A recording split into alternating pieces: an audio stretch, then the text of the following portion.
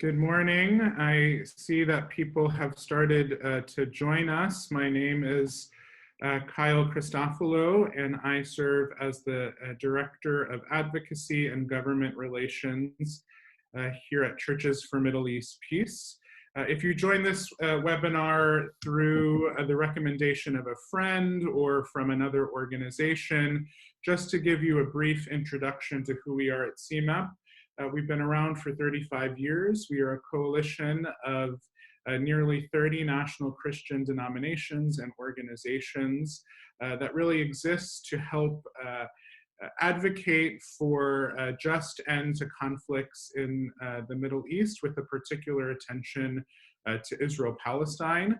So we do that by educating our network on what's happening on the ground in Israel-Palestine, by elevating the voices of experts as well as peace builders on the ground in the region, and then also through equipping our network to advocate for, with their US government officials, for a just end to the conflict in Israel-Palestine and throughout the Middle East. So the focus of the conversation today is on the Peace to Prosperity Trump proposal related to Israel-Palestine. This was issued now about 6 weeks ago in late January, and we know that right off the bat there were a number of webinars and forums and conversations about the plan. We wanted to wait a bit for ours to sort of see where things stood a couple of weeks after the fact. This Peace to Prosperity proposal that was introduced in late January was the second component. The economic part of it was introduced in the summer at a conference in Bahrain. So we're really delighted to have with us two leading voices and experts, both here in Washington, D.C., and on the ground in Israel-Palestine, to help us both with a political analysis of the plan as well as reactions from folks that are on the ground. So we're going to start today with Lara Friedman. Lara is the president of the Foundations for Middle East Peace and has more than 25 years experience working in the Middle East. She started her career as a foreign service officer with assignments in Jerusalem, Beirut, and Tunis. And she has a particular expertise on the Israeli-Arab conflict. She has published widely in US and international venues, is really looked at as an expert by policymakers, by members of Congress, by journalists, and by other folks working on this issue. So we're going to have Lara sort of speak to us for a couple of minutes to start us out, again, on the political analysis. And the first question, Lara, that I want to bring, when this plan was released, I felt like there were, it seemed like two contradictory streams of thought, reactions. One said, well, if you've been paying attention to US policy toward Israel and Palestine over the past 40, 50 plus years, this shouldn't surprise you. This is just what we've seen. There's sort of nothing new under the sun. And then on the other spectrum, there were folks that said, really sounding the alarm, saying that this was an incredible departure from historic US policy, and so we should really be concerned by that. So could you help us situate, is this something that's completely new? Is this something that is just more of the same? Please. Sure. Thanks, Kyle, and thanks to CMEP for having this. It's always a pleasure to speak to the CMEP crowd, who I've known for years, and it's always been a pleasure to work with you. As far as I think the answer to your question is yes. In many ways, there's nothing new under the sun, and yes, this is also new and unprecedented and important. And sort of unpacking why it's yes to both those answers is the crux of the issue. The starting point is that U.S. policy on Israel-Palestine, you almost, to differentiate between the current administration and past administrations, you almost have to look at it through two different lenses. One is intentions, and one of them is what they're actually doing.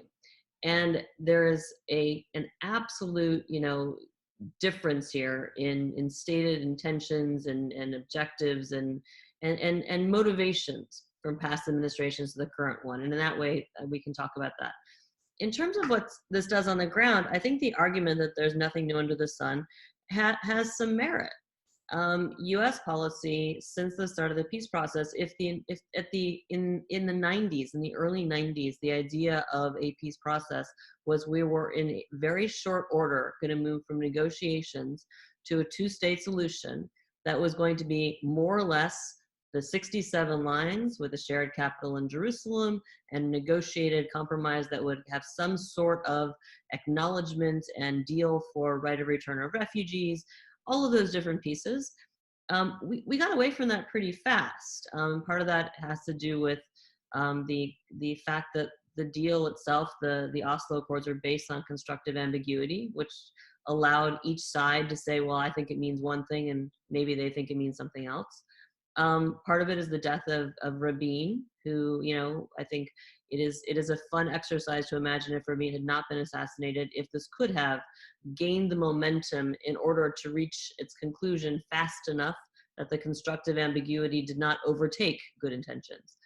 But the bottom line is we've now spent 26 years in peace processing, which on the ground, setting aside anything to do with intentions or, you know, whether leadership on either side, the bottom line is on the ground, we've been moving towards a one state, or we can say we already have a one state apartheid-like reality. I mean, that's just describing the facts. If someone knew nothing about the history of this conflict and did not know about the Oslo paradigm, and was just, you know, beamed in from above and said, describe the situation you see between the Jordan River and the Mediterranean Sea, what they see is a single state, a single sovereign party controlling the entire territory with different classes of citizens within part of that territory. And in the rest of it, you have one class that is elevated as the citizen that has full rights and benefits, and you have another class which is not even citizens, which has no rights, enjoys benefits given to it magnanimously by the sovereign, but that can be taken away at will. That's the reality before Trump came in. What the Trump administration has done, though, and this is where they differ, you know, completely from previous administrations. If previous administrations approached this with a combination of, okay, there's some amount of good intentions, we want to make peace, we care about people. There's another part which is political pragmatists, foreign policy pragmatists. These are the realities in the region, US interests, US national security. We're worried about stability. We don't want Jerusalem to destabilize the region. We need our alliances. We care about international law. We care about the rules-based international order that came out of the World War II, all of those sort of things. So you had that kind of shaping a policy. And you know, the failures to put political will behind that policy led to the situation on the ground. But you always had at least and I don't think it was a pretense, I think it was real. You had a failure of political will counterbalancing what were either some combination of good intentions and very pragmatic foreign policy. This administration came in and said, you know, we have a different idea of what good intentions means, and screw your rational, pragmatic foreign policy stuff. We believe we can break all rules and the world will accept it. We're not asking for permission. We're not asking for forgiveness, and we will do it. And the world will accept our fait accompli. And that fait accompli is not driven by a desire to say, okay, we've had 26 years of peacemaking. How do we make this paradigm work? That foreign policy is driven by an ideology, and I say this explicitly. I'm not attributing intent. I'm doing what I wish more people would do, which is that I'm taking the people around President Trump at their word when they say what drives them. They are driven by an ideology which says all of this land was given by God to the Jews, and it is theirs to keep. And the 67 war and the 48 war were won by Israel, and the absence of peace is because the world is either foolish or anti-Semitic in not letting Israel finish its victory. And we are going to let Israel complete its victory, and peace will come out of the utter defeat of the Palestinians, and the world will have to accept it. And anyone who doesn't accept it, we will look around the world at other places where other countries have done bad things, and we'll say, well, you accept that? You accept the state of the Native Americans in the United States. You accept that in American Samoa, they have lesser voting rights. You accept all these things around the world. If you won't accept it here, that means you're anti-Semites. Story over.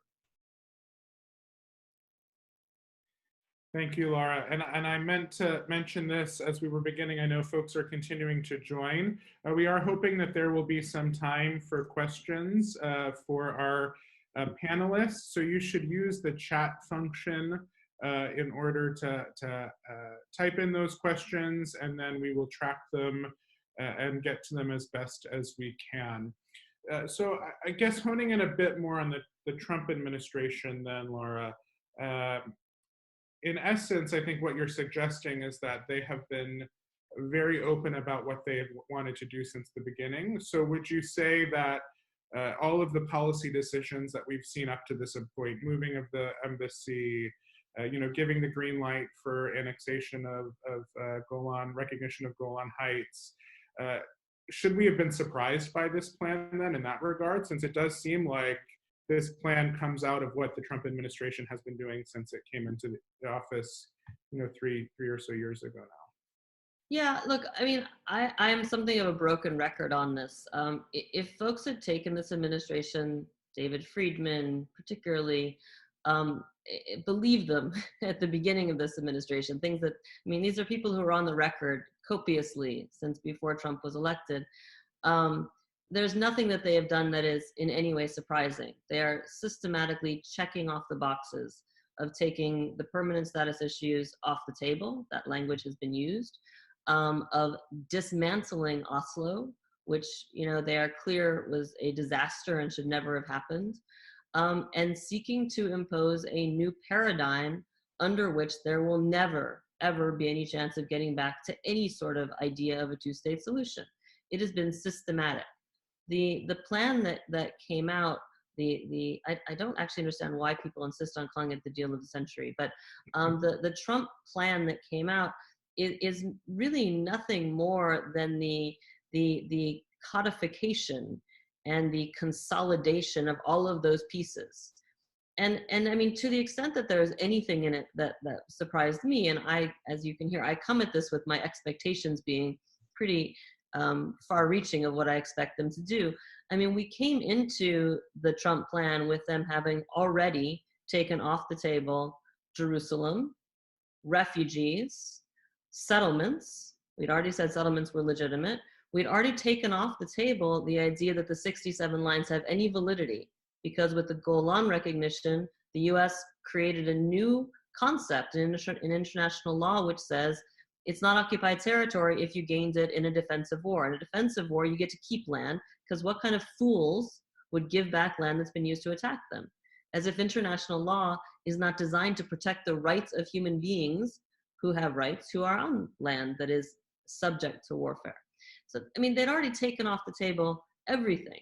So you codify this and you consolidate it in a plan. To the extent that there was anything surprising in it, I mean, for me, I was surprised, I will say, that they took the egregious step of giving a green light to transfer. I look at this administration's worldview and I have every expectation that they support transfer, but I think they support transfer from the West Bank out. I think they think Jordan is Palestine. And frankly, I think we're going to see some moves in that direction sooner rather than later. The idea that they, as part of this plan, explicitly embrace this Lieberman idea of taking Palestinians who are part of sovereign Israel and redrawing borders to shove them into the Bantustans in the West Bank was fascinating. It really does show that they truly see no limits to what they can put out there. It's like the fantasy list. Let's take everything and put it on this list and see if we can get away with it. And they can, or they think they can. And the other thing was, you had the Trump speech where he talked about respecting the Temple Mount status quo, and then in the actual written part of the plan, they basically give a green light for shredding the Temple Mount status quo, which is, again, shouldn't surprise anyone. The idea that we would see this administration looking to double down on the rights of Israel in the Temple Mount and directly undermine the equities of Muslims on the Temple Mount should surprise nobody. It was very interesting to have it in black and white. And I would also add, if you go back and look at the recent report when I think it was Kushner, who's now saying that if the Palestinians don't come back and negotiate the terms of their acceptance of apartheid, that we're going to impose it on them, which is fascinating. They get the same results either way, but they can come to the table and maybe we'll be a little bit nicer to them. He specifically, if you look at, there's a PowerPoint, which is online. It's been released. It's online. You can see the PowerPoint slides that Kushner is using to sell this idea internationally. And there's an Orwellian doublespeak to this, right? They talk about things like preserving access for everyone, as if it's a positive. We're going to preserve access for everyone on the Temple Mount, Haram al-Sharif, as opposed to what this actually means is we're going to change the status quo and undermine what has been the Muslim equities for years and assert, I mean, which is, you know, it's brazen. I encourage people to look at the PowerPoint. I tweeted out a thread earlier this week, kind of dissecting the different slides. Yes. She did not ask me to say this, but if you do not follow Lara on Twitter, please do so now. She is my go-to whenever I need updates or answers. Her Twitter feed is very helpful. Also because of all the people you retweet, so I get to learn a lot of new people as well. I think my final question for you now, another question that has come up in conversations and places I've been is, what is Congress's role? Do they need to approve this plan? Is it just US policy now and that's it and there's nothing that can be done?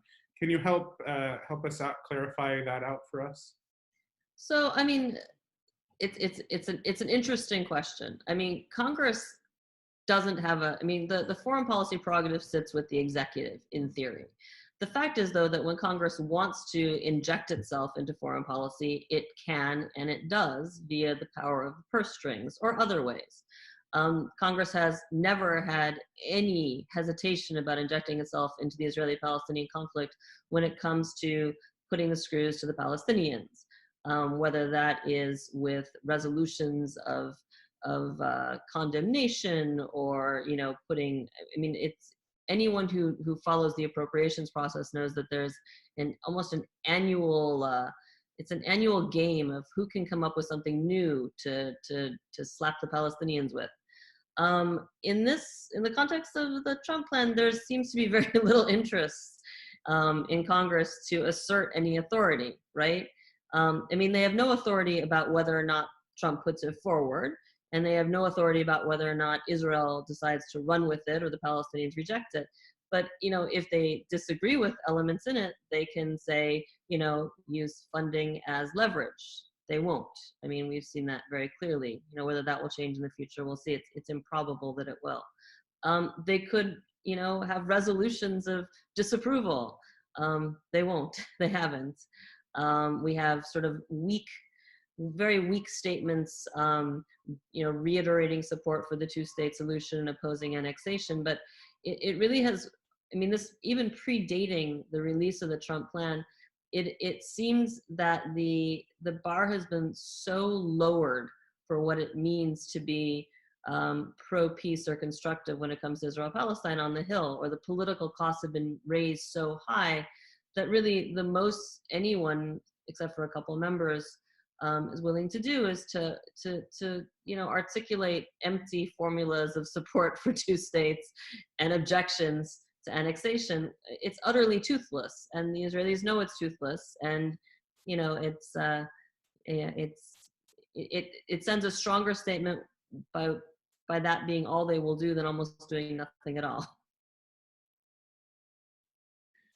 Thank you, Lara. Helpful, although certainly we hope that there will soon be some more congressional will to work toward a more positive policies that will help contribute to an end to the conflict. So I'm going to transition now to Muna. For those that have joined since we started, if you do have questions, please use the chat function, and we'll hopefully have a little bit of time toward the end of our conversation today for questions. Thank you again, Lara, and we'll turn now to Muna. We are so privileged to have with us, joining from Jerusalem, Dr. Muna Mushahwar Kusa, who is a Palestinian Christian Jerusalemite ophthalmologist, born and raised in Jerusalem and Greek Orthodox by confession.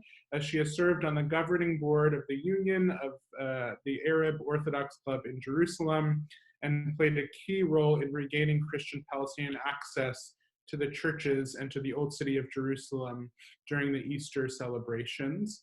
She served between 2012 and 2017 as the co-moderator of the Palestine-Israel Ecumenical Forum of the World Council of Churches, and in 2016 became a board member of Kairos Palestine.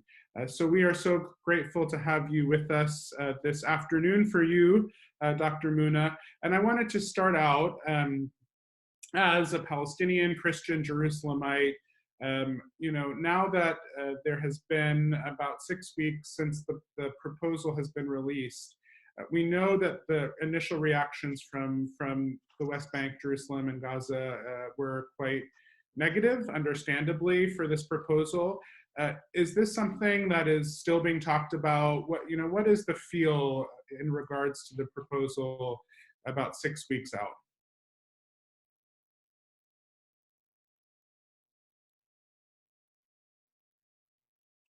Hello, everyone, and thank you for this, for hosting me and having this chance to speak to you all.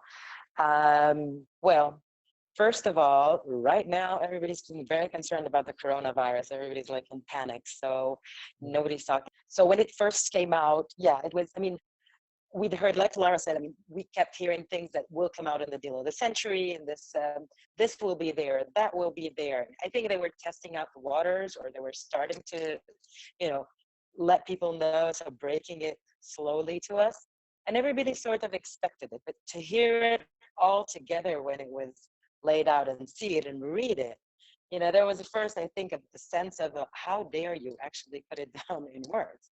And then, yes, we expected the plan to be a complete representation of the Israeli interest, but there was some hope that it would at least maybe take into consideration some of the Palestinian interests, which it did not at all. So on the Israeli side, what you started seeing was, well, you hear the Israeli media and the news, is that they were actually starting to take moves into making it a reality. That's it. We got it from the Americans. We've got the American word. If the Palestinians take it or not doesn't really matter. And then you had the Israeli elections rolling in for the third time this year, because they can't decide on a prime minister, and they can't form an actual coalition to lead the country. So, and every single candidate on the Israeli side, used the Trump plan, basically saying, oh, we got the sovereignty, we have this, we'll move forward with this. Of course, Bibi Netanyahu is the champ of this.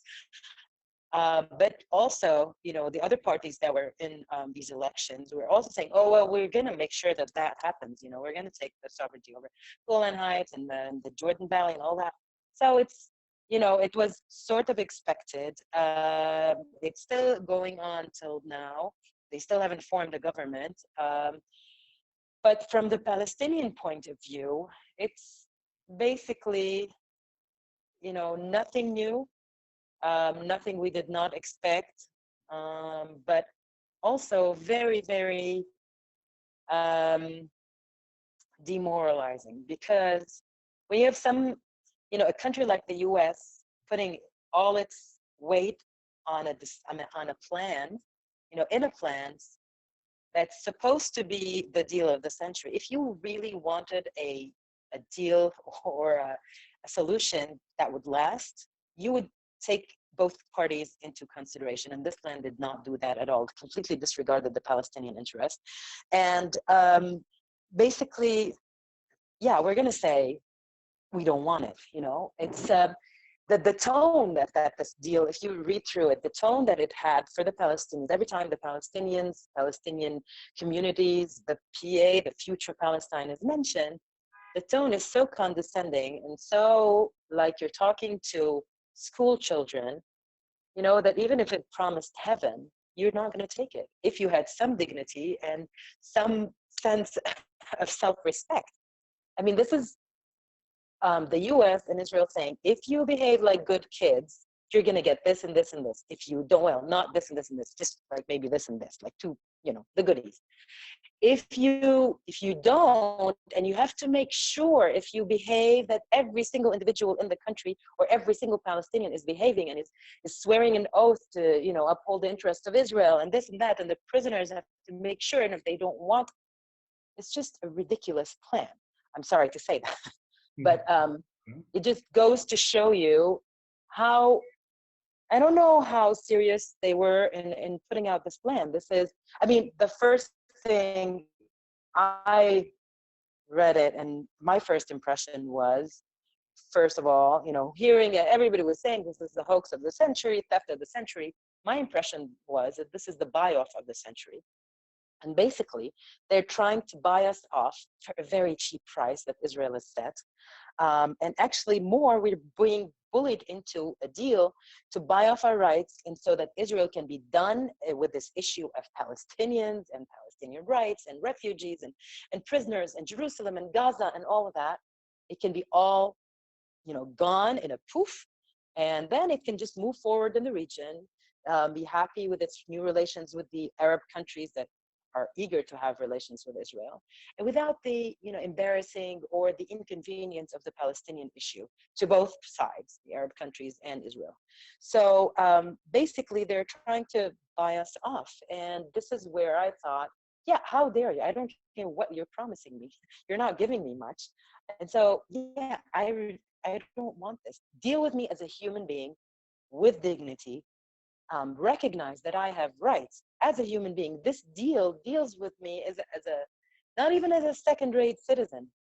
I'm not a second-rate citizen. I'm a person who is being suspected continuously of being the terrorist, still again, having the bad intentions. You know, even on the map that they had there, it says all Muslims coming in, you know, to pray. They have to show. How do you know? Are they going to have like God-appointed officers to decide who's coming in to pray with goodwill? And you're like, oh, peace. It's just ridiculous. Who decides all of these things? Who decides borders? Who decides, you know, even with this ridiculous plan of a Palestinian state of having enclaves and spots here and there, connecting them with roads, this is not a viable state, A. B, doesn't have sovereignty. C, who's going to want to live in such a state? Would the Israelis accept this state? Like if they, let's do swaps. Yeah, let's swap the whole thing. Who's going to accept this? You know, why are we being looked at as the bad guys when we are the ones under occupation? We're not the bad guys. You know, there is someone who's an aggressor that violated international law, still is violating international law, violates every single human right that there is concerning the Palestinians, and they're being awarded, you know, this whole country. So this is the sense that there is with this plan. This is a blatant violation and an insult to international law. The mention of Temple Mount and Haram Sharif, and you know, what happens to the churches? What happens to the Christians? Where are we? I mean, I didn't see anything that significant mentioned about Palestinian Christians. We don't exist. We don't count as Palestinians, which the Israelis like to do. They're just Christians floating around. It's, for me as a Palestinian Christian, and these are two sides of one coin, I'm lost in this. You know, I mean, as a Jerusalemite also. So I have the right either to choose, supposedly, Israeli nationality, Palestinian nationality, or keep whatever I have now, which is nothing. I'm stateless. I don't have a passport, and just remain here. So would I stay in Jerusalem? Would I keep my home? Do I still work where I work? Will I have access to all the places? Because, hey, that's a good deal for me. I'll stay stateless, but I'll have access to everything. I'll count on both sides. Or do I need to apply for a visa here and there? It's just, when you break it down and you're living it, it's ridiculous. It just cannot go on, because this is what we're actually living, the system of apartheid, that you have to cross through checkpoints to get from one point to another, use tunnels and use roads, and I don't know. It's just not a viable state. It's not a normal state of existence. Thank you, Muna, for that. I think my next question for you, and you've alluded to some of this, but have you, as a Palestinian, in your observations, have we seen any immediate changes on the ground?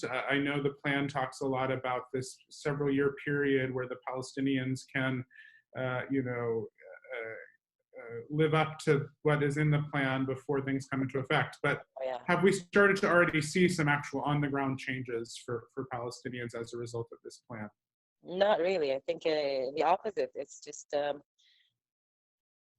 I mean, if you want someone to refuse something, you just make it ridiculously unacceptable to them and then refuse it. And then the other side says, oh, well, you didn't take it, so we're just going to go forward and do whatever we want, because you guys did not want to sit at the table and negotiate for the little bits and pieces and crumbs that you can get.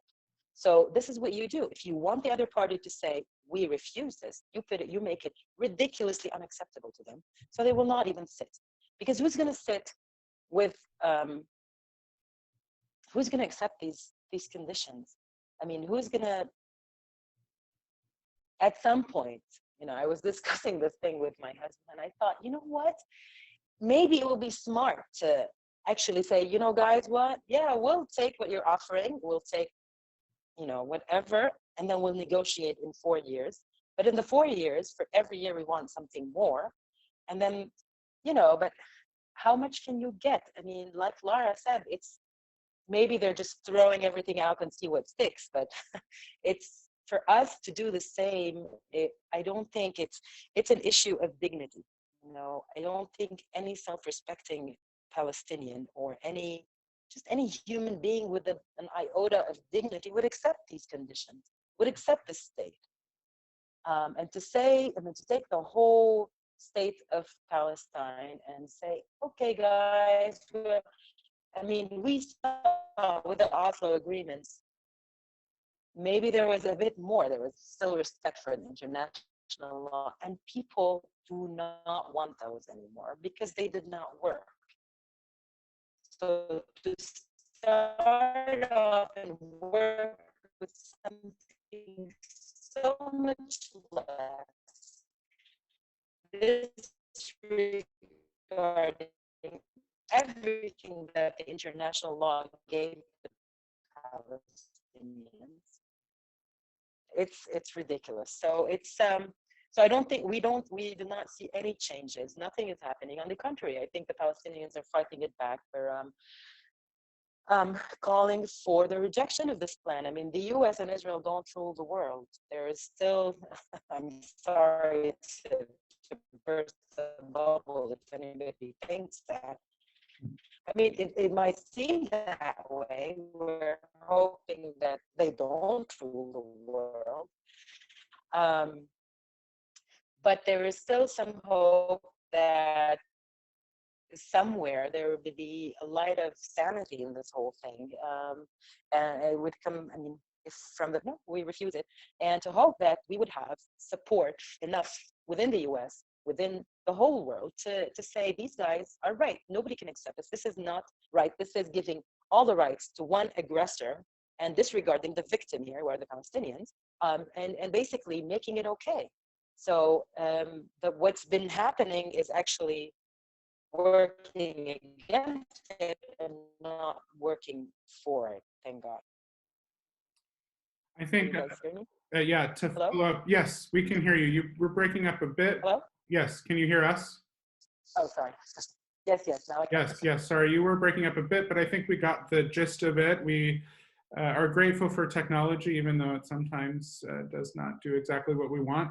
I think following up a bit from the end of your last point is, so most of the folks that are part of CMEP's webinar, CMEP's network that are on this webinar identify as one of, as members of one of the 30 national Christian denominations, organizations that make up CMEP. So they are engaged in this issue out of their, or at least partially out of their faith tradition, out of the fact that they feel called to stand with Palestinians and Israelis working for justice as a part of their faith. So I'm wondering what message sort of you would like to bring to those Christians here in the US who are looking toward our Palestinian Christian brothers and sisters for some guidance on how you think is best for us to respond and to stand in solidarity for peace and justice. I think the first thing, thank you, first of all, thank you for all of you guys who are doing this amazing work. You cannot imagine how much this gives us hope, you know, because we do not feel like we're in this alone. We know that you guys are out there helping us and that you believe in our cause, and it is a just cause. So what I would say is to keep doing what you guys are doing and keep pushing as much as you can. I mean, this is an American plan after all. And if there are American voices that are loud enough and just speak reason, perhaps something will change. I don't know, maybe it will cause the view of Israel. I mean, Israel depends a lot on how it is viewed. Now that it got the okay, the carte blanche from the US to move forward in what it's doing, it's basically open season. They're doing whatever they want. But if there are voices that are saying, hold on, you guys, this is not the view of everybody, perhaps future US administrations will change this. I mean, we're stuck with this right now with this administration, but who knows about the next administration? And there are elections coming up, and there's, you know, you guys can change a lot by what you do. And just by the fact that you are doing this gives at least us Christians the hope. I mean, there are so many few of us left here, and everybody, you know, thinks if this is what it is, and not fight physically, but, you know, keep up the fight for the good, and to keep going, but just spreading this message of justice is what we need from you guys. And this is basically what we want. We want to have justice, you know, as we don't want, nobody's delusional to think we're gonna rule the whole thing, right? We know that we and the Israelis have to live together. We know that at some point, I mean, a two-state solution has become obsolete. It doesn't exist anymore. Not on the ground, not in the future. It doesn't look like it's possible unless by some miracle, you know, Israel accepts to have equal, you know, an equal state alongside of it. But a one-state solution is probably what we're looking at. So here's my proposal, and I thought about this, you know, I've been thinking about this. I have a similarly ridiculous proposal response for this deal. So I would think, you know, I propose a one-state solution, probably called like Israelstein or parallel something. Instead of the swaps and the costly buy-offs, here's a crazy idea. Everybody's equal. Everybody is the same under the law. And instead of swearing oaths to uphold, you know, states, we swear an oath to uphold each other as human beings, you know, and the interest of each other is for the benefit of all. This is what I believe should happen. But, you know, I don't think Mr. Trump would appreciate that, or Mr. Netanyahu.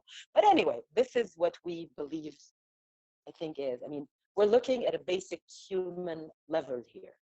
Justice, equality, to deal with each other as human beings. This is as basic as it gets. And if you guys can help with that, and just, you know, that's basically what you're doing. And it just gives the people here some hope that we're not alone in this. Thank you, Muna. We have some questions from the audience. Just a reminder that you can use the chat function to ask some questions. So maybe, Muna, because you've been talking for a bit, we'll have Lara start with the first answer to this question. So do the two panelists think that the basic long-term Israeli policy is to establish a permanent Palestinian state composed of virtual quote-unquote Bantustans, or an eventual one-state solution of a single greater Israel which has absorbed Palestine and its people? And you're on mute now, Lara.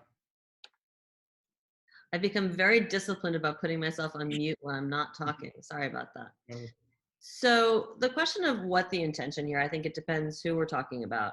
I think broadly speaking, the Israeli people overall don't have a clear long-term view. I think most Israelis just don't want to think about this conflict, and at this point, they're voting in favor of, you know, someone who will make this conflict not be the issue they have to think about. Um, the folks though who are behind the Trump plan, and the folks who are lining up either behind the Trump plan in Israel or who are objecting to it because it doesn't go far enough, um, I think that they're very clear about their intentions. And their intention is a state of Israel in all the land. You know, if an interim step is Bantustans and the good little natives behave themselves sufficiently, then good little natives, not even natives, we'll call them aliens, they're alien residents that we allow to stay as guests, temporarily, permanently, just depends on their behavior, but they have no rights. The idea here has never been for the folks behind this plan. The idea is not for Israel to absorb Palestinians and make them citizens and have a co-equal status where it is a state of all. It's the secular binational or binational by any means. That is the antithesis of the intention behind this. thank you, Lara. Muna, would you like to respond to that question? Well, I think very similar to what Lara said. It's basically we don't see any intention in anything in the in what is being said here now that implies that Israel wants a two-state solution. They might say, but less. They used to say it before just to keep, you know, appearances. Now there's no mention of a two-state solution. Actually, they're very vocal about being against it. And the one-state solution to them is very scary, and they do not want that either, because that would mean that you would have equal citizenship. That's not what they want. It's one state for Israeli Jews, and then whoever else is there that Lara called aliens are, you know, basically tolerated. And if they misbehave, they're kicked out, and they're not citizens, basically, or they're fourth, fifth-rate citizens, if that at all. It's basically what the Israeli, you know, the law that they passed in the Knesset recently is about the Jewish state. Basically, this is what it says. I mean, there's a law for Jews in the state, Israelis, and then there's everybody else, and not everybody's equal. This is the state law now. So this is what they're looking for. It's not a two-state, it's not a one-state.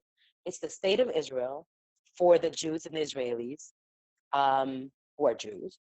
Even the Israelis who are not Jews, they don't basically count as equal. So this is a conflict within the Israeli society now. So we're waiting to see how that's settled. But this is what's going to happen. So basically, we're as Palestinians are going to be sort of I don't know, aliens, tolerated, you know, which is what we are now. So yeah, Israel does not see a two-state solution or a one-state solution. Israel sees Israel as the superior state for its people, for its own people. And then there's everybody else on the side. Thank you. So we're getting quite a bit of questions, so I'm going to try to get to as many as I can. One of them that came in that I thought, and it might be more of a challenge to us here at CMEP, but would be interested, Lara and Muna, for your perspectives. You know, the point was made that folks who are knowledgeable about the history and current situation understand perhaps how absurd this plan is, but that's only a small piece of the population. So the question is, how do we educate the general population to see the actual situation of the Palestinians rather than refusing? So this idea that the Palestinians just, again, are refusing an offer of peace. All most people hear is that the Palestinians are being offered 50 billion and a promise of a state, and yet they're rejecting it again. So do we have any thoughts on how, and I'll open it to either Muna or Lara to respond, of how we educate the general population on this issue.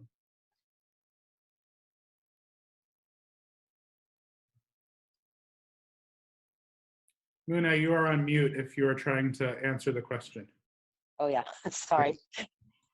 I'm saying just some ideas right off the bat, and if we're talking about the American population, it's basically you just have to have a sort of a mini crash course of history. This is what the situation is. This is who attacked who. This is who occupied who. And basically, if a 50 billion sounds like a great amount, when you compare it to, I don't know, 150 billion, I don't know what amount you want to compare it to, and this is like a small, teeny, tiny little piece, it's not worth it. And if you're, I mean, it's very important to point out that you cannot buy people. You cannot buy people's history. You cannot buy people's heritage. You cannot buy people's land and kick them out and say, we've solved the issue. This is not about money. It might work like that for Mr. Trump. He might think it's a business deal, but it's not that way for us. It's not that way for Palestinians. I think there have been offers of money for a very long time. It's not about selling who you are. I will not sell my identity. This is as basic as that. And so as educational, it just has to go and ask, maybe make it relatable to the American public. I don't know, maybe say if you had the chance to give the rights to the Native Americans, what would you do? I mean, if you don't want to see them in the state that they are now, how would you deal with that? Because this is what's going to, you have to make it relatable to the American public and to issues within the US. So this is what the question, I mean, it has to be, some of the history has to be there. I know that not everybody knows it, but we have to have more education about the history, not the boring parts, for people to understand what the whole thing is all about. Mm-hmm. I'll just add, and I think this webinar is actually a good example. You know, we've spent, I'm speaking as someone, you know, I'm now at a I'm in an organization which doesn't have an ethnic identity, but I worked for many years within the American Jewish peace camp. I think one of the lessons of the past 26 years of peacemaking efforts and the period before that is that the idea that we can engage Americans and get them to engage constructively on this conflict while only talking about security, U.S. national interests, there, and I mean with a deep focus on the shared values of the U.S. and Israel, we have for a very, very long time sidelined the Palestinian narrative, Palestinian voices, and we have sidelined what the real values conversation is because it takes us to difficult places. One of the, again, I speak as an American Jew who's been on this issue for a long time. I certainly I have developed even greater humility. I like to think I had some before, after years of telling people, this is the way we need to frame this conflict. Otherwise people won't understand, or they won't hear it, or their barriers will go up. All right, well, all the ways that we said you need to frame the conflict have failed. And one thing that has certainly been true throughout is we have not centered the Palestinian narrative as well as we've centered the Israeli Jewish narrative. And that, I think this is a moment where whenever we have a chance, and I appreciate being invited, I would not have agreed to do this call if Muna had not been on the call. This is a time to be centering Palestinian voices and Palestinian narratives. I don't want to say it's too late. It certainly has to be the priority now for people to understand the human equities here and the real values, you know, decisions that people have made. It cannot simply be, you know, like, let's not talk about that. That's too difficult. Let's talk about stability, security, national interest, blah, blah, blah. It doesn't work, hasn't worked. So that's my advice. Thank you. Next question says, the best hope or the least bad for Palestine is that Trump and Netanyahu will be gone in less than a year. what do you see as the biggest danger in the next few months with both Trump and Netanyahu, hardliners still in charge and perhaps desperate to please their political bases?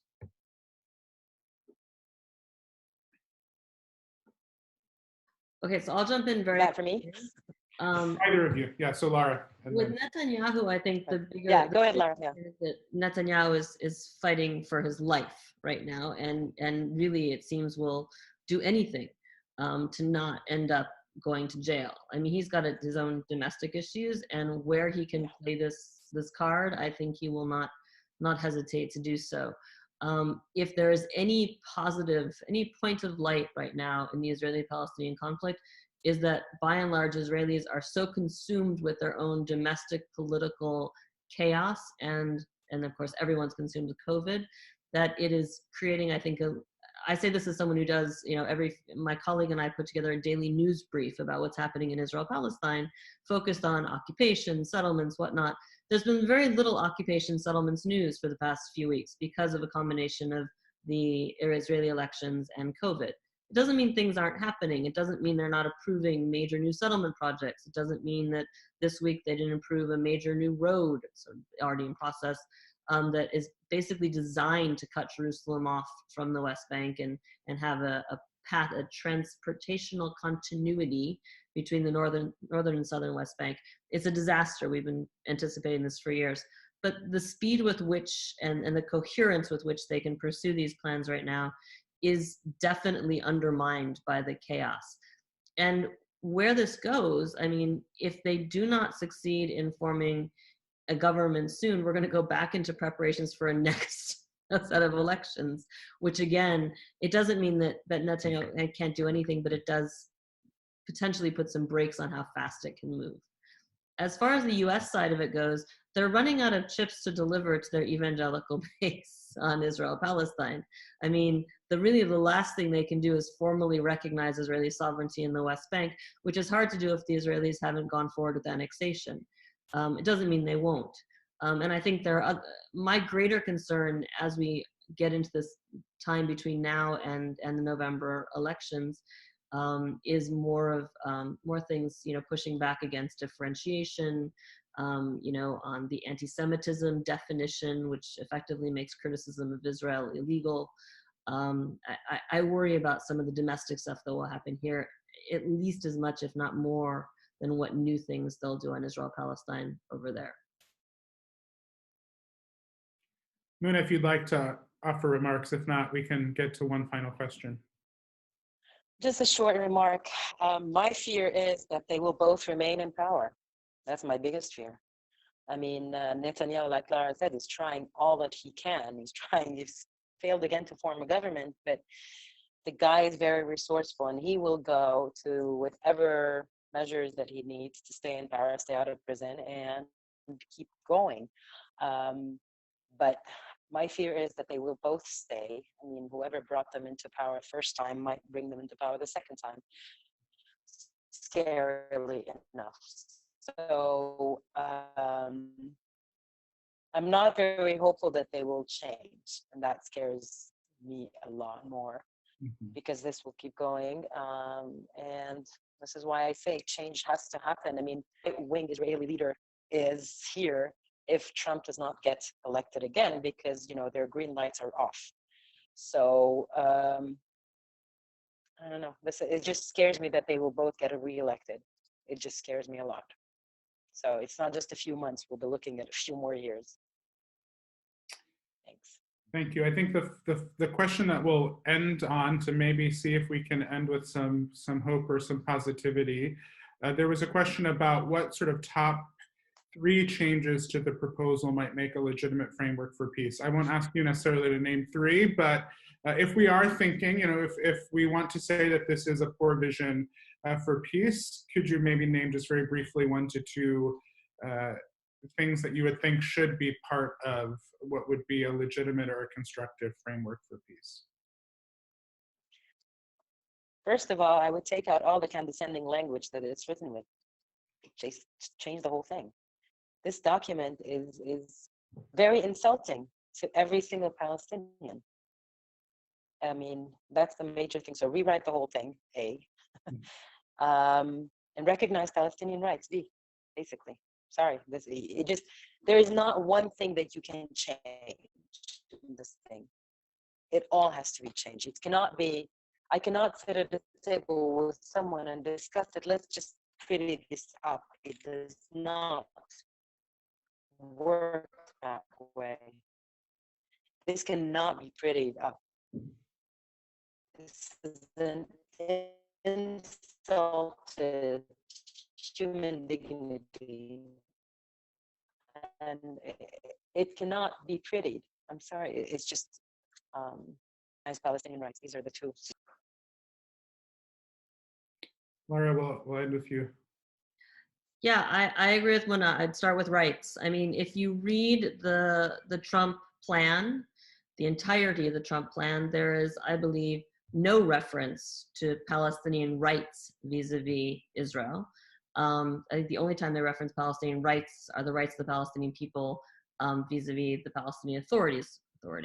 Palestinians in the plan are people who have no rights but can enjoy limited benefits if they behave, and those benefits can be taken away at any moment, which, by the way, is exactly the status of Jerusalemites. So let's be clear, they're not breaking new ground. That's already the status of Jerusalemites.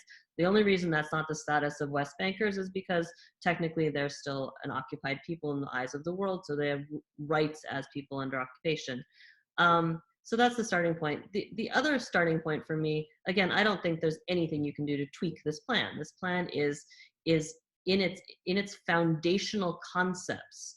This plan is not a plan for peace. It's a plan for and I say this because it's a plan for the absolute total defeat of the Palestinian people to now live forever under the heels of the people who won. And I want to be clear, I said this in an interview just after the plan came out. And like 2 days later, the Middle East Forum's Israel Victory people actually published an article in Jerusalem Post quoting me saying, she's right. That's our plan, and we did it, and we're proud of it. This is a strategy. And when I think about that, and they've been talking openly about this for years, again, they say the reason for the Israeli-Palestinian conflict is that the world did not let Israel finish the job, and then you build peace based on a new status quo where you have a winner and a loser. And I remember a story that was told to me years ago, told to us, a group of us, by the then ambassador to the United States from Egypt, Nabil Fahmy, who went on to become the Minister of Foreign Affairs. And his father had been involved in the Camp David negotiations. And he talked about Camp David and what Camp David represented and why it was successful. Because effectively, Israel had all the power. But it came up with a deal, the world came up with a deal, President Carter, where Israel gave up an enormous amount of lands, and in exchange we had this peace deal, which has lasted the test of time. And his argument was, if you want to make peace, you do it based on a balance of interests, not a balance of power. This deal is the quintessential example of a deal that is based entirely on balance of power. We have all the power, we will impose an outcome, you will sign at the dotted line. If you don't sign at the dotted line, we'll do it either way. This is not a peace deal. If you want to talk about what the reframing is going to a balance of interests, which is what, by the way, Oslo was always supposed to be about. Whether you liked Oslo or hated it, fundamentally Oslo was a least worst opportunity for both peoples to get the minimum they required to move forward, to say, I have enough to preserve my dignity, my basic, my fundamental requirements is for self-determination, independence, sovereignty, and a better life for my children. And I can go forward. And there may be people who don't like it, but like with Egypt, there will be enough people who see a benefit in preserving it that this can stand the test of time. That was the foundational concept behind Oslo, and that's the foundational concept that we're going to have to get back to if we're ever going to have any sort of negotiated deal. Otherwise, we're going to have what we have now, which is an imposed reality, or we can have what Trump wants and Bibi wants, which is an imposed deal, which is apartheid, which is going to lead to down the road future conflict, not to mention just the absolute violation of human rights and the distortion, if not shattering, of international norms and international law. So that's where I'd go. Well, thank you very much, Lara and Muna, for being with us. Your words were incredibly helpful and challenging. And please know, Muna, that we will continue this work here in the US and inspired by your witness in Israel-Palestine to work for justice here on behalf of all of those in Israel-Palestine who are working for a better future. And Lara, we just appreciate always your incisiveness and your policy expertise. We will be issuing later today or tomorrow an action alert, so please look out for that. If you're not already signed on to our information, go to our website, cmep.org, where you can sign up for action alerts. That action alert will also release with it a letter that was sent by nearly 20 national Christian denominations and organizations to Congress just a few weeks ago, opposing the proposal from the Trump administration and outlining the types of steps that they would hope Congress would take to again contribute constructively toward peace in Israel-Palestine. So please look out for that. Sorry that we did not get to all of the questions, but again, thank you to Lara and Muna for being with us, and we look forward to continuing the conversation. Thank you, Kyle. Thank you so much, Lara, also for being there. You're amazing. Yeah, thanks, Mona. Thank you guys for all that you're doing. Thank you. Bye. Bye. Bye-bye.